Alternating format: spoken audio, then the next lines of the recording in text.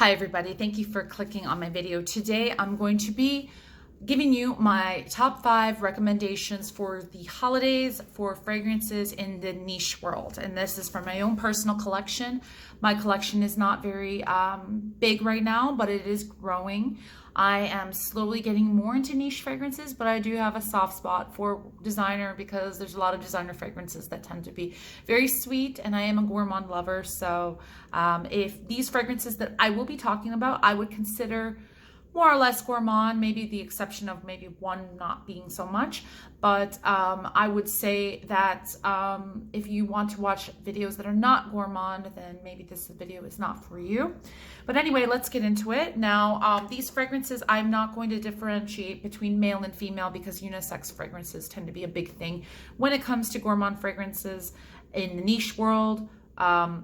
Or sorry, not just gourmand, any niche fragrance really. So these are marketed for anybody to wear. And the price ranges are more money, but that's what you get for getting niche fragrances. Niche sometimes is better because it usually comes from a company that specializes only in fragrances, and they have all their more of a budget to put into high quality ingredients that last, that have good sillage, that have good projection, all that kind of good stuff. So let's get into it. So number 5, the best fragrance I believe, and this is a little atomizer that I have, don't have the full size yet, but is Tom Ford's Lost Cherry. This is a beautiful atomizer that has like a magnetic lid. And this is it here. Don't mind my hand. I was just swatching some eyebrow markers. So there you go, Tom Ford Lost Cherry. And this atomizer does screw off. So if you do have the decanter, I don't know if they have a decanter of Lost Cherry, but if you have the original, you can just spray a little bit. Great for traveling whenever that happens. And I love the magnetic lid. It seems to really protect the glass. I really am glad that I purchased this. So the original size, but the 50 ml is like $400, crazy expensive. This is around $90 for this, and it's only about 10 ml. So this is something I use sparingly. This fragrance is like cherry almonds. There's some woods in it. It's eau de parfum. The lasting power is pretty good.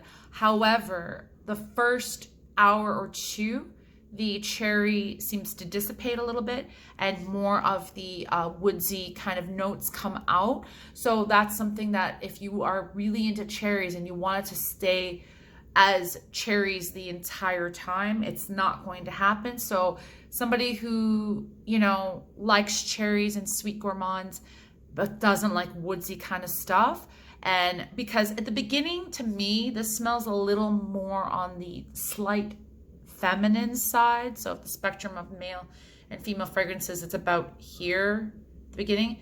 But then as the fragrance changes after the 2 or 3 hour mark, it goes more towards the middle. So for me, I like that about it. I don't mind that it changes, and I think it's definitely becoming one of my favorite fragrances.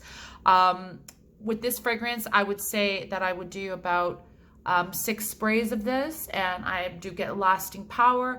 I do enjoy what it becomes afterwards, but yeah, that's at number 5.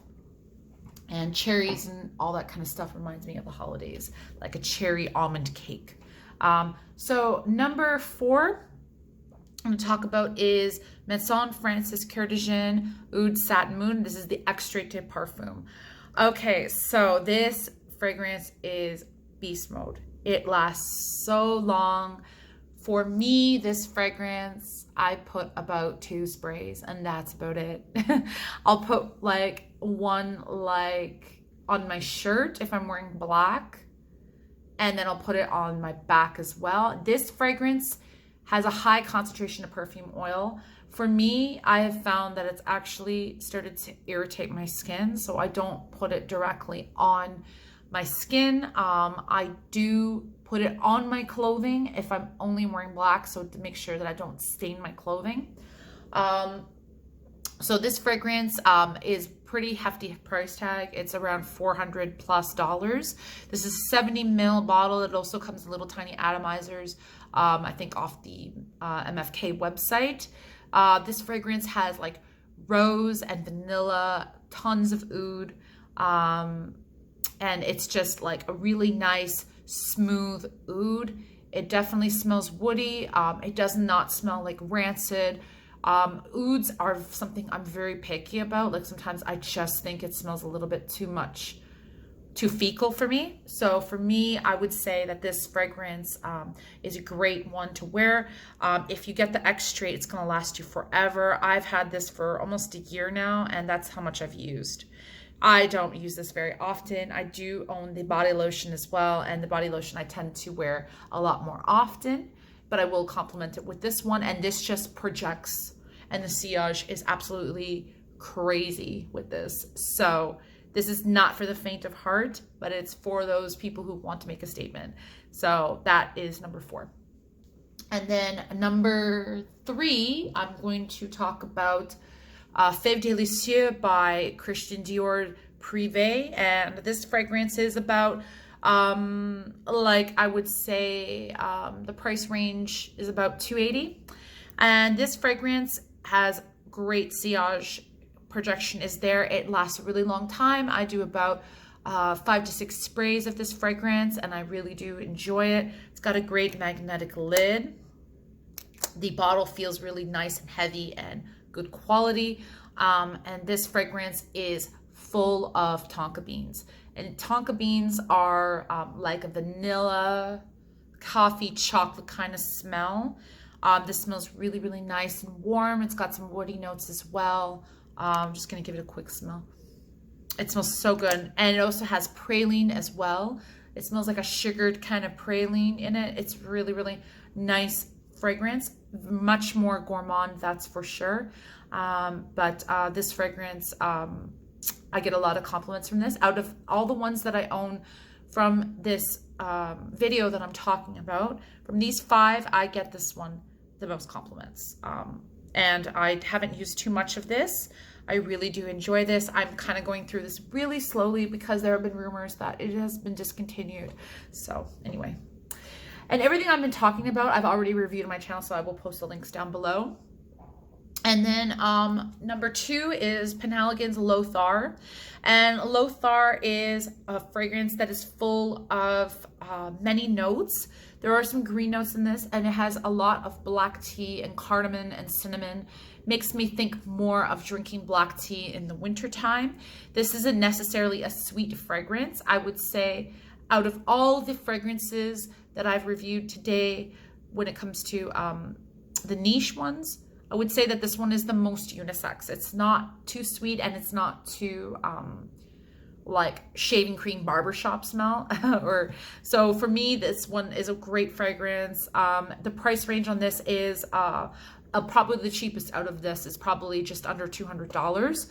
And this is an eau de toilette version. However, there is sillage to this. There is projection in this because it's got a lot of heavy notes. I would say what's really helping it is the cardamom and the spices that keep it lingering. For this fragrance, I do go a little bit more. I go maybe about 8 sprays on this. Has some milky notes in it as well. So it kind of smells like a nice cup of like chai tea or a chai latte. I really do enjoy this fragrance. So this is Lothar's by Penhaligon's at number 2.